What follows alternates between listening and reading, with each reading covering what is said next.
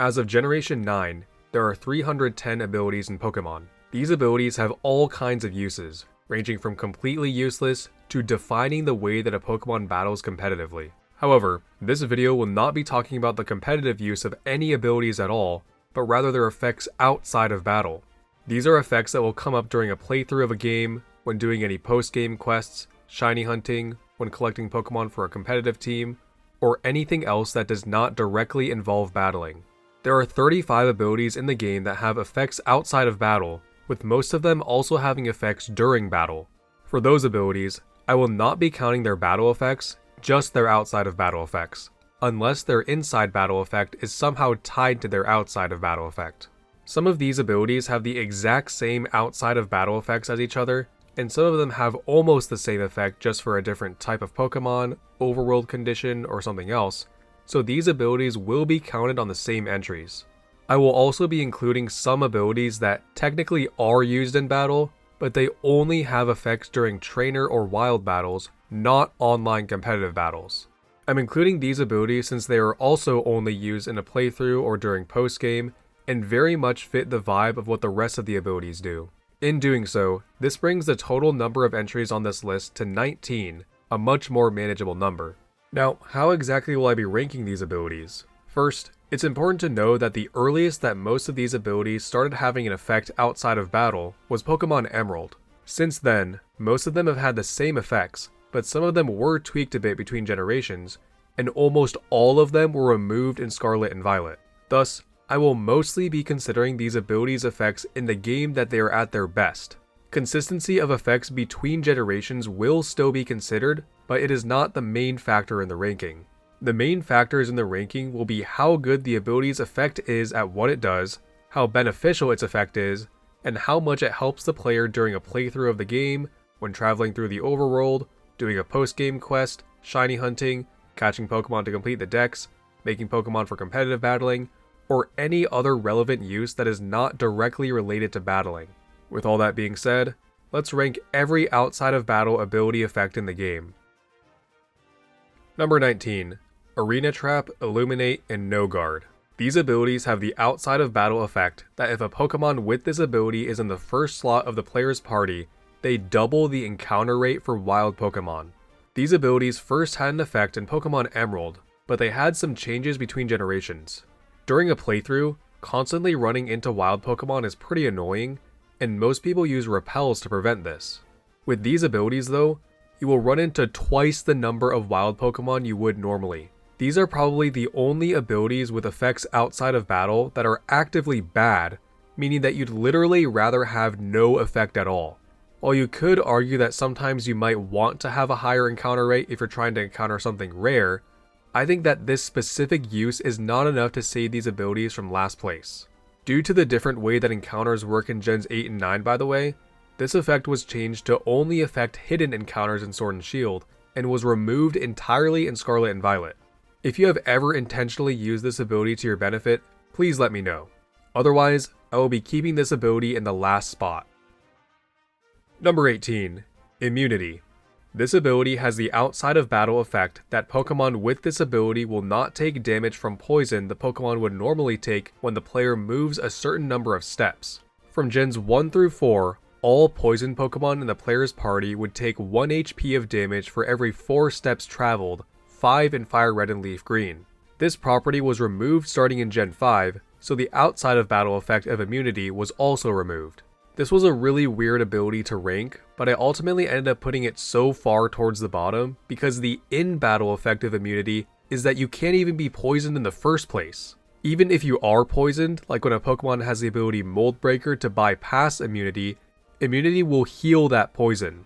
The only way to be poisoned with the ability immunity is if you are already poisoned and the ability is gained upon evolution. The only time this would happen is with Munchlax in the Gen 4 games, as it is the only Pokemon that can gain the ability immunity upon evolution. So outside of this one extremely specific case, immunity's outside of battle effect is completely useless. Number 17. Swarm. This ability has the outside of battle effect that if a Pokemon with this ability is in the first slot of the player's party, the frequency of wild Pokemon cries heard in the overworld is increased. This only has an effect in Pokemon Emerald, despite the fact that Emerald is not the only game where overworld cries are heard. I cannot think of any genuine use that this effect would have to benefit you. The best I can come up with is this. Let's say you're in a cave, a field of tall grass, or any other spawnable area, and you want to know what Pokemon are available to catch in that area without encountering them yet. Maybe it's a Nuzlocke or something and you don't want to make any unnecessary encounters. You can use Swarm to be able to listen to the cries more easily to see what Pokemon spawn in that area. Maybe your internet's down and you can't look up online what Pokemon spawn in that area, and you also conveniently have all the Pokemon's cries memorized. That's really all I got. Number 16. Hyper Cutter. This ability has the outside of battle effect that if a Pokemon with this ability has the HM Cut, it can use Cut outside of battle to cut grass in a 2 square radius from the player's position instead of a 1 square radius.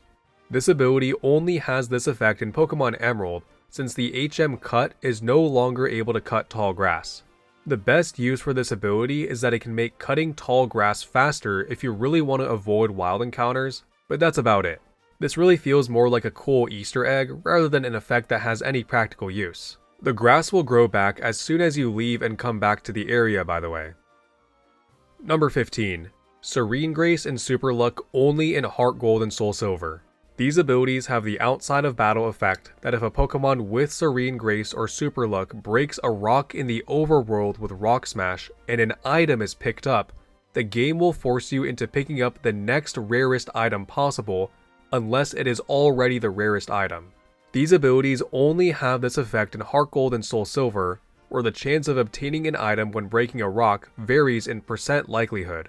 All these abilities do is make it so that you get the next lowest probability item. So if you were to originally get the Old Amber, you would actually get the Max Revive. Number 14. Honey Gather. This ability has the outside of battle effect that if a Pokemon with this ability is in the player's party, it causes the Pokemon to create the honey held item for itself after winning a battle with a varying probability.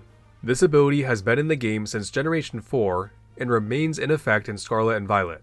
The chance is dependent on the Pokemon's level, which starts out at 5% for Pokemon between levels 1 and 10, and goes up an additive 5% for every 10 levels, topping out at a 50% chance from levels 91 through 100. Honey is an item to be used to activate the Sweet Scent effect, which is an overworld effect that triggers an encounter if one is possible. In the Generation 6 games, this caused a horde battle if possible. Starting in Generation 8, this effect was removed from the game, making Honey's only use as an item to be sold at marts. It's not even sold for that much though, being $450 in Sword and Shield and $225 in Scarlet and Violet. Rare items like nuggets and star pieces are sold for 5,000 or 6,000 Pokédollars, by the way.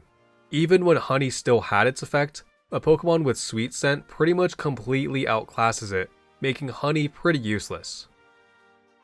Number 13. Snowcloak and Sandveil.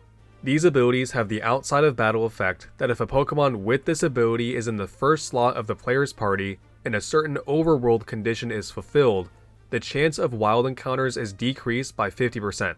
The overworld conditions needed for these abilities to take effect are the same as their in-battle effects, which is Hail for Snowcloak and Sandstorm for Sandveil. These abilities first started having an effect in Pokemon Emerald and stayed in the game through Gen 7, but were removed starting in Gen 8. The effect is definitely good, but only being usable in a part of the game that has overworld hail or sand is very limiting. Number 12. Ball Fetch. This ability is one of the exceptions I am making, as it technically is used in battle, but only during wild battles, so it is completely useless for online competitive battles. How this ability works is that if the Pokemon with this ability is not holding an item, it can retrieve a Pokeball that was unsuccessfully used to catch a wild Pokemon.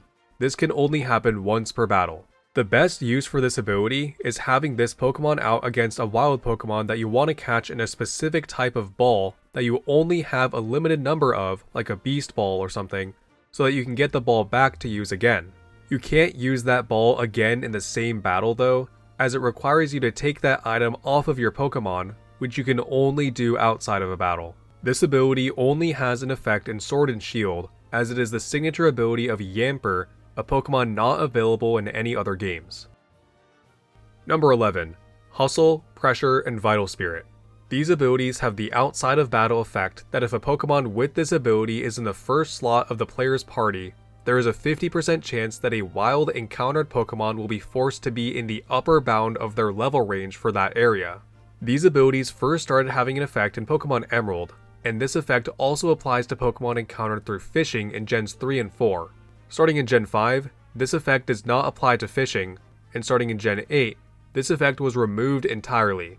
Unlike Arena Trap, Illuminate, and No Guard, I can actually see some more uses of wanting the Pokemon you encounter to be higher leveled. Higher leveled Pokemon grant more experience, making this a genuine use for level grinding.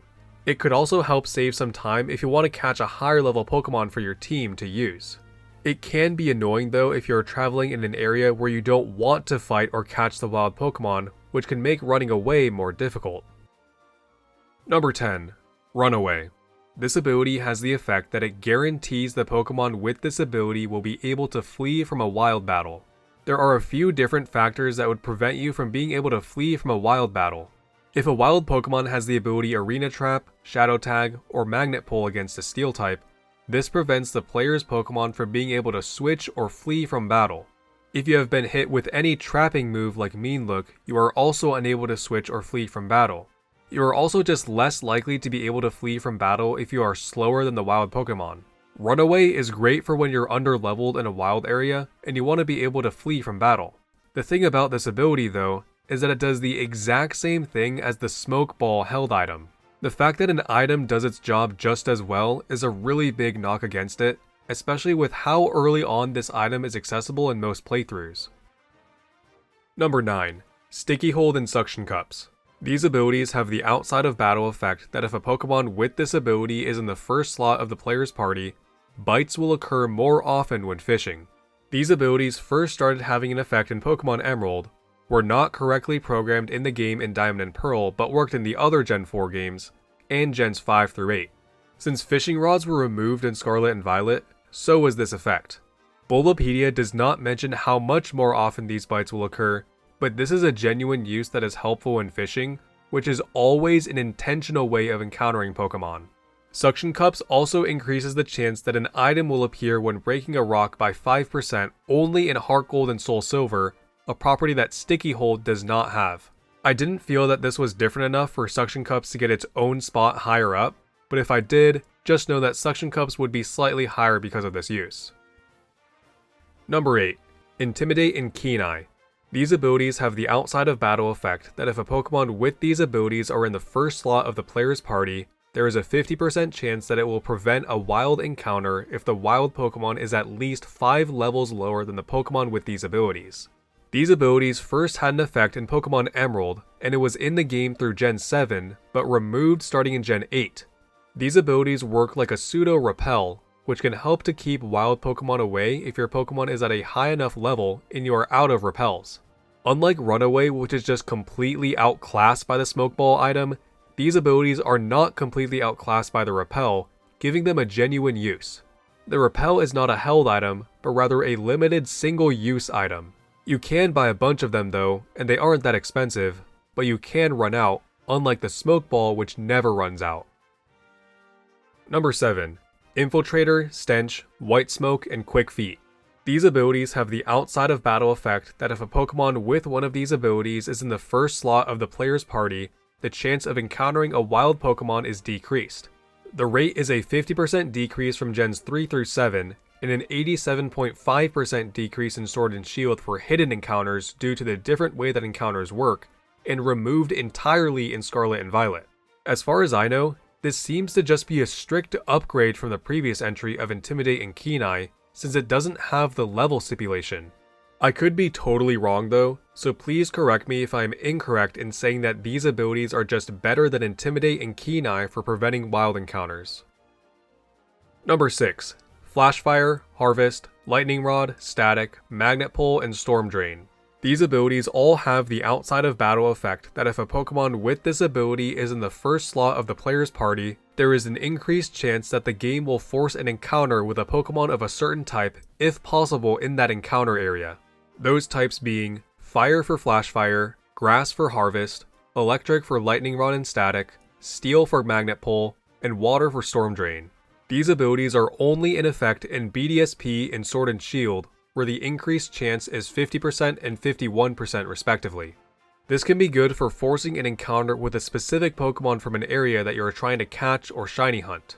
Keep in mind that this does not increase the overall encounter rate, just the chance that the Pokemon you do encounter will be of a certain type, so it will not cause any more unwanted encounters if you accidentally have this Pokemon at the front of your party, unlike the abilities at rank 19. Number 5. Super Luck and Compound Eyes. These abilities have the outside of battle effect that if a Pokemon with one of these abilities is in the first slot of the player's party, they increase the chance of encountering a wild Pokemon with a held item, increasing 1% chance held items to 5%, 5% chance held items to 20%, and 50% chance held items to 60%. Compound Eyes first had this effect in Pokemon Emerald, while Super Luck only had this effect in Sword and Shield. Super Luck was mentioned earlier on this list for its effect in Heart Gold and Soul Silver, which I am counting separately for this ranking. There are quite a few useful items held by wild Pokemon, and these abilities' effects of increasing those odds can be quite useful in acquiring those items. Some notable items held by wild Pokemon include Wild Geodude holding an Everstone, Wild Poliwhirl holding a King's Rock, Wild Love Disc holding a Heart Scale, Wild Staryu holding a Star Piece, Wild Yanma holding a Wide Lens, Wild Chansey holding a Lucky Egg, and a whole bunch of different wild Pokemon holding type boosting items. Number 4. Cute Charm. This ability has the outside of battle effect that if a Pokemon with this ability is in the first slot of the player's party, there is an increased chance of wild encountered Pokemon to be the opposite gender as that Pokemon. This first had an effect in Pokemon Emerald, where the increased chance was 66.7%, and was changed slightly in Sword and Shield to 66%, and removed entirely in Scarlet and Violet. Controlling the gender of a specific Pokemon you want to encounter actually has quite a few uses, especially when used on a Pokemon with a 1 female to 7 male gender ratio, and you want the female, or vice versa.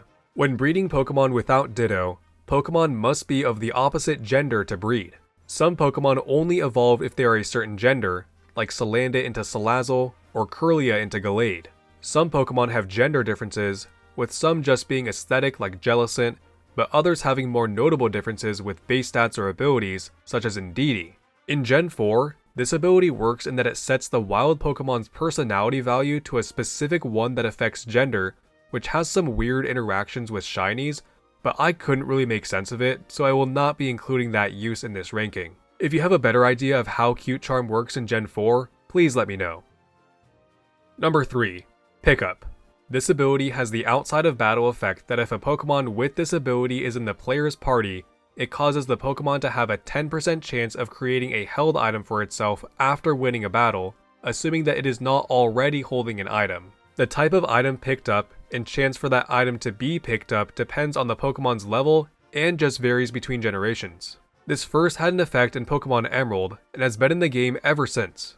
The types of items picked up for low-leveled Pokemon are not that useful, with most of them being things like potions and X items, items that you can normally just buy at a Pokemart.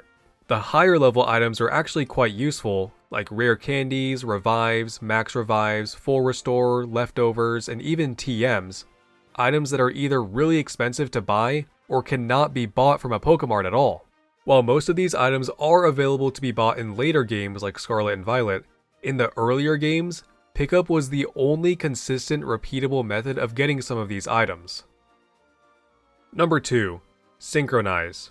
This ability has the effect that if a Pokemon with this ability is in the first slot of the player's party, there is an increased chance that a wild encountered Pokemon will have the same nature as the Pokemon with Synchronize.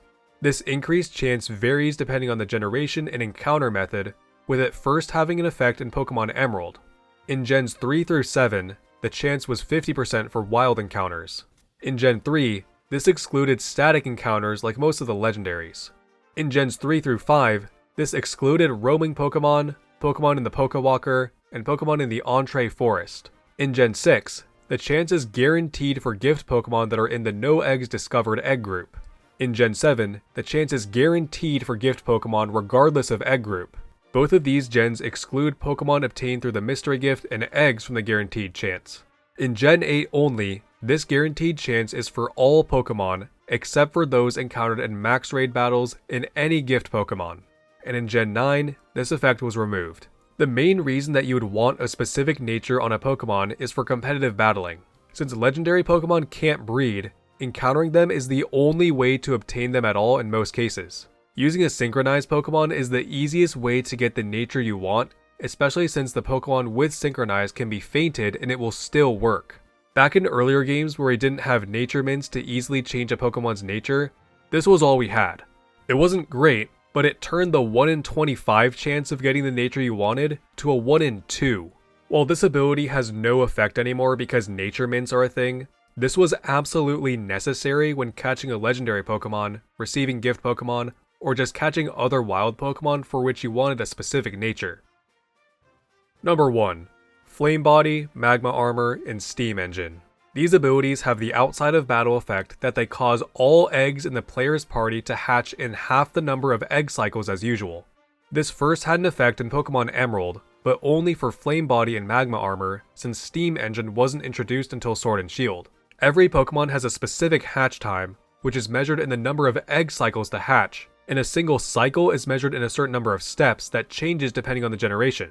256 in Gens 1, 2, and 3, 255 in Gen 4, 257 in Gen 6 and 7, and 128 in Gens 8 and 9. So let's say you're trying to hatch a Ralts, a Pokemon with a hatch time of 20 egg cycles, in Pearl, a Gen 4 game. Normally, it would take 5,100 steps to hatch, but let's say you have a Magby with the ability Flame Body in your party. In this case, it would only take 2,550 steps. When hatching a large quantity of eggs like for IV breeding or shiny hunting with the Masuda method, using a Pokemon with one of these abilities saves loads of time.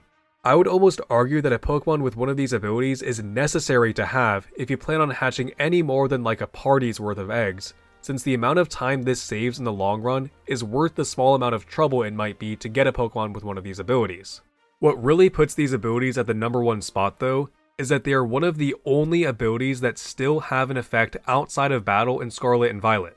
I might even argue that they are the best that they have ever been in Scarlet and Violet due to the number of steps in each cycle being tied for the lowest of any game. The only drawback is that these abilities can't stack with each other, so you'll only ever be able to reduce your hatch time by half. They can still stack with the hatching Pass Power in Black and White, hatching O Power in X and Y, and the Roto hatch in Ultra Sun and Ultra Moon. Overall, these abilities are very useful for shiny hunting, IV breeding, completing the Pokédex, passing egg moves, and anything else that involves hatching eggs, granting them the number 1 spot.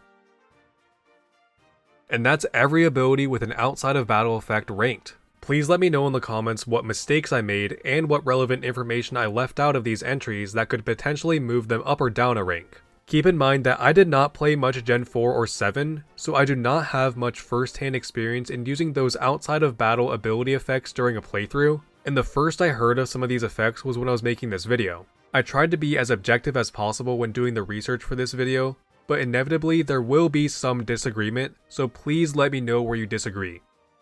Anyway, if you want to support me and my channel, the best way to do so is just by leaving a nice comment. You can also click the join button and become a member, and I made the cost as low as possible at 99 cents. Members get perks such as early video access and shoutouts, but other than that, I don't have any other perks for members. Keep in mind that these videos will be releasing on my normal schedule for non-members, so don't feel obligated at all to join unless you really want to support me and you are financially capable of doing so. Likes are also one of the ways in which YouTube determines if a video should be passed around to more people, so if you feel that this video deserves it, I would appreciate it. Anyway, hope you enjoyed the video. Thanks for watching.